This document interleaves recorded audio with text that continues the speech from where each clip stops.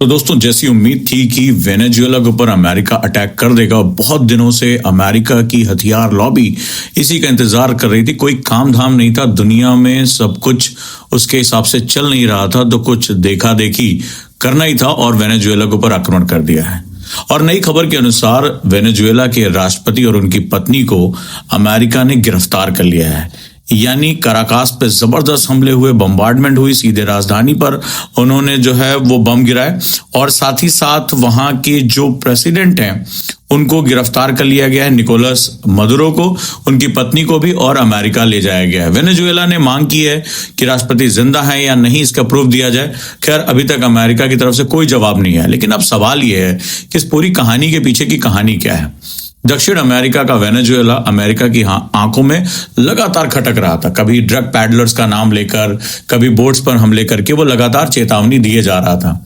लेकिन कुल मिलाकर अगर खेल देखें तो ये बहुत कठिन जियोपॉलिटिकल हिस्सा है। अभी कुछ दिन पहले रिपोर्ट आई कि दुनिया का सबसे ज्यादा ज्ञात जो तेल भंडार है वो वेनेजुएला के पास है। और जिस तरह से अमेरिका पिछले कुछ समय से रशिया को ऑयल मार्केट में प्रवेश करने से रोक रहा था और उसने भारत के ऊपर बेहिसाब दबाव बनाया। भारत जो कि एनर्जी का बहुत बड़ा कंज्यूमर है, चाइना तो ऑलरेडी रशिया से खुलकर तेल खरीद रहा है। अमेरिका चाइना के ऊपर कुछ प्रोटोकॉल्स, कुछ टैरिफ लगाने की कोशिश करता रहा, लेकिन चाइना इन सबसे बहुत आगे निकल चुका है।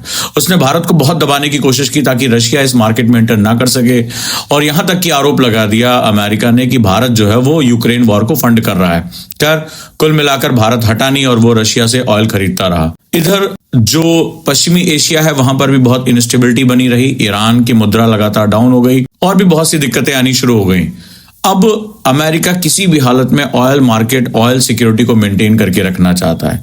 इधर डॉलर की जो हेजिमोनी है, जो डॉलर में बहुत बवाल हो रहा है, वो काफी कुछ डाउन हो रहा है। गोल्ड की कीमतें बढ़ रही हैं, तो अमेरिका हर तरफ से चैलेंज में है। अब वो दक्षिण अमेरिका को डिस्टेबलाइज करना चाहता है, इसके बाद कोलंबिया का नंबर लगाना चाहता है और धीरे धीरे वो ब्राजील तक पहुंचना चाहता है। जी हाँ, वही ब्राजील जो ब्रिक्स कंट्री में एक बहुत महत्वपूर्ण भूमिका निभा रहा है और वो अमेरिका की पॉलिसी के खिलाफ सुर में सुर मिला रहा है। यहां तक कि जो ब्रिक्स बैंक, ब्रिक्स करेंसी की बात आ रही है, तो लूला डी सिल्वा लगातार ब्राजील से ये आवाजें उठाते चले आ रहे हैं। दक्षिण अमेरिका अमेरिका के हाथ से निकलता हुआ दिखाई पड़ रहा है और वो किसी भी हाल में यहां पर अपना कब्जा करना चाहता है। खैर, अमेरिका ने जो किया वो कोई नई चीज नहीं थी, उसकी आदत है। वो खाली बैठे बैठे उसकी हथियार लॉबी बोर हो जाती है, तो दुनिया में कुछ ना कुछ युद्ध वुद्ध करने के नाम पर कभी आतंक के खिलाफ, कभी फलाने के खिलाफ, कभी ड्रग्स के खिलाफ। मेरा बस एक ही क्वेश्चन है कि वो दूसरे देशों को बर्बाद कर रहा है कि वो ड्रग्स सप्लाई कर रहा है।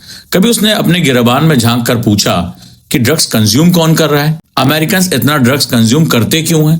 डिमांड और सप्लाई, ये वही देश है ना जो डिमांड और सप्लाई की बात करता है। एडम स्मिथ की बात करता है कि जहां डिमांड होगी वहां सप्लाई होगी। तो अमेरिकन को इतने ड्रग्स की लत पड़ी कैसे? वो इतनी ड्रग्स लेते क्यों हैं? अगर आप डिमांड ना करें तो सप्लाई भी नहीं होगी, मार्केट अपने आप खत्म हो जाएगी। तो अपने गिरबान में झांकने की बजाय अमेरिका दूसरे देशों को नष्ट कर रहा है, क्योंकि दूसरे देशों पर हमला करने से उसके हथियारों की मांग बढ़ेगी, उसका दबदबा बढ़ेगा, लंबे समय से वो न्यूज में नहीं आया, न्यूज में बना रहेगा। इसके लिए किसी एक छोटे मोटे देश को बर्बाद कर दिया जाए, ये अमेरिका के लिए बहुत छोटी चीज है। खाली बैठे हुए जंग लग रही होगी, मिसाइल्स खाली बैठी होंगी, कुछ करते हैं हम लोग। यार, इसके पीछे उसको ऑयल के रिजर्व्स को सिक्योर करना था, और अगर वेनेजुएला का ऑयल उसके हाथ में लग जाता है तो इससे बेहतरीन कुछ नहीं होगा, क्योंकि दुनिया का सबसे ज्ञात स्रोत वेनेजुएला के पास मौजूद है। कोलंबिया इसका नंबर लगा सकता है, कुछ भी आगे हो सकता है। तो कुल मिलाकर रशिया ने भी इसको कंडेम किया और बोला कि कोई क्लियर जस्टिफिकेशन नहीं कि आपने राजधानी पर कैसे हमला किया। ये देश यूनाइटेड नेशन जाना चाहते हैं कि भाई राजधानी पे हमला बहुत बड़ा हमला माना जाता है, सीधा युद्ध माना जाता है। खैर, कौन सा यूनाइटेड नेशन, शायद आपको याद भी नहीं होगा कब उसने लास्ट टाइम कोई स्टेटमेंट दिया था, या वो इस केस में कुछ कर पाएगा। ठीक है, वो शायद दिव्यांग हो चुका है, वो शायद बहरा हो चुका है, वो गूंगा हो चुका, कुछ भी हो सकता है। तो पूरी दुनिया एक 2026 में युद्ध की श्रृंखला में प्रवेश करने जा रही है।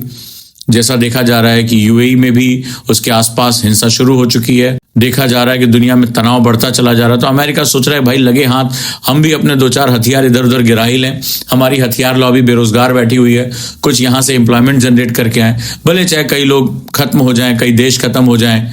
तो ये बहुत महत्वपूर्ण है। अब सवाल ये है कि वेनेजुएला के राष्ट्रपति के पकड़े जाने के बाद क्या यहाँ पर वही कहानी दोहराई जाएगी जो इराक में दोहराई गई, सीरिया में दोहराई गई, लीबिया में दोहराई गई? यानी देशों को लोकतंत्र के नाम पर, सफाई के नाम पर आप अधर में छोड़ देते हैं। और वहां पर क्या देखने को हमें मिलता है कि जैसे इराक में आईसिस का जन्म हो जाता है, अतिवादी चरम समूह आ जाते हैं, सत्ताएं खत्म हो जाती हैं।